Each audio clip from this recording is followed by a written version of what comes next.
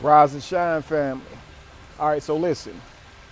I asked a question the other day, and it was, what if I told you that you have never trusted God? You have always trusted men. Who told you about God? Who told you that the Bible, the Quran, the Bhagavad Gita, any of these books were inspired by God? Men did. Who wrote these books? Men did. You've always trusted men. You have never trusted God. I asked that question because to me it's completely logical. But I had a few people who say, well, I have heard from God. My point is you've never heard of God speak. But they said, I have heard from God. It was internally, whatever. But did that voice tell you that it was God? No. God is a man-made word. That's the only reason we know the word. Same reason we know Superman. Someone made the word up and gave it to us as a tool to identify a superhero by. The same way we're given a word God to identify this person by, or this being, or this idea by. Okay, so you've always trusted man. God is not your idea, it is someone else's, and you are adopting that idea as your own, and then you identify with that idea, and you literally believe it's your own, and you get offended when someone does not agree in this idea that you have adopted and accepted. It's just truth, and I'm not trying to insult anyone's belief. I'm just simply saying that we have never heard from a God. What if God doesn't even speak? Now, I have a lot of people, even myself, have said this many times. If God is real, why don't he just speak? But in all actuality, that's kind of a ridiculous expectation. And here's why. Would it speak English?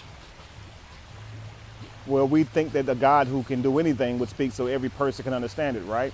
So I believe it would use words, but it would probably use words that the person understands regardless of the language that man created, right? But a God using a language that man created to talk to man is kind of ridiculous. If God made you, he shouldn't have to use a language you created to communicate with you.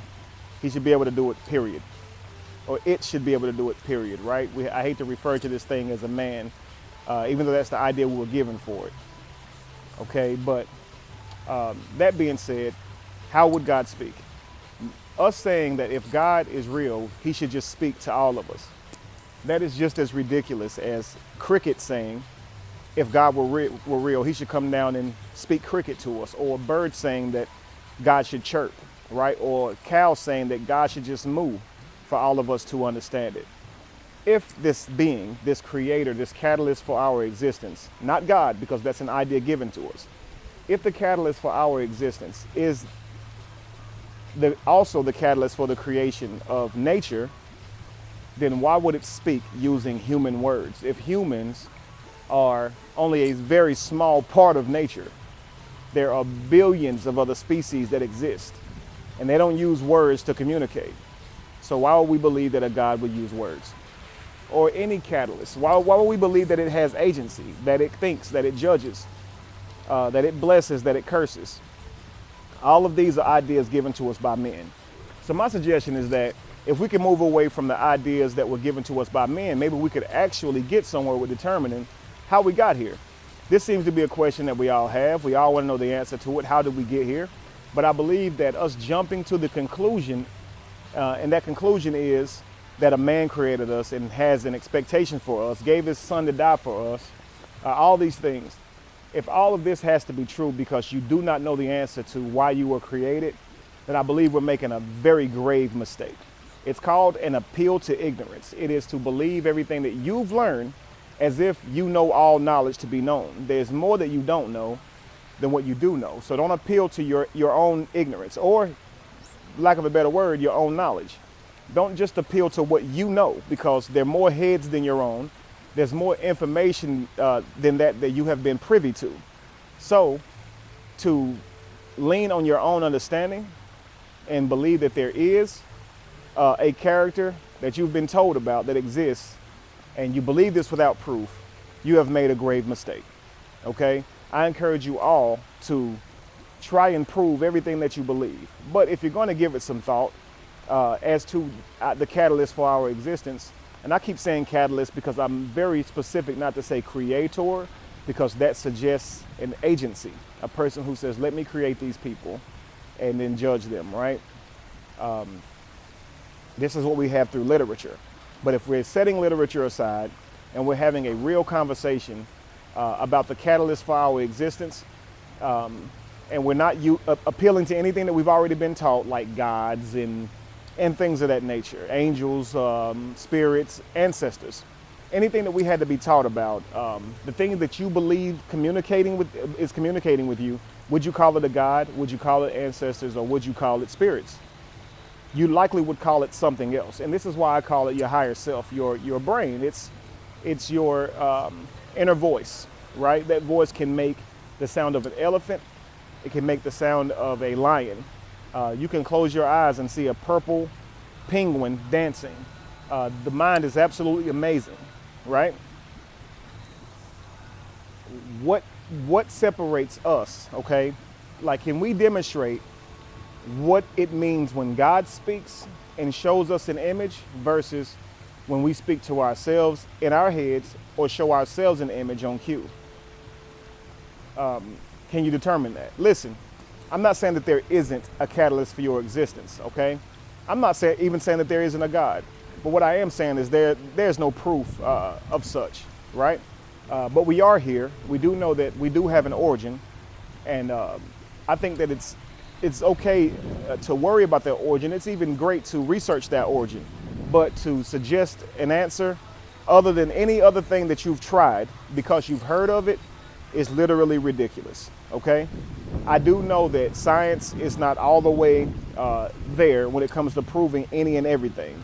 We all know that we dream, right? We all know that we dream, but I can't prove your dream. If you told me you dreamt of a giant duck that was stepping on people, I would just have to take your word for it. But there's no machine, there's no technology that can allow me to plug up to you to see your dream vividly, to know that that was your dream. So I do understand that we can't prove or demonstrate everything. However, our dreams do not have agency. We haven't given our dreams the power to wield our souls to either heaven or hell based on how we behave, right? We've done this with a God. So when someone says that, hey, people can't prove everything or demonstrate everything, you're talking about a God who supposedly possesses all the power in the universe, can do whatever he wants, speak to whoever it wants to speak to, and knows everything before it happens, and can speak, and can, intervene. And it does none of these things, at least to a point to where it can be recognizable by all people, right?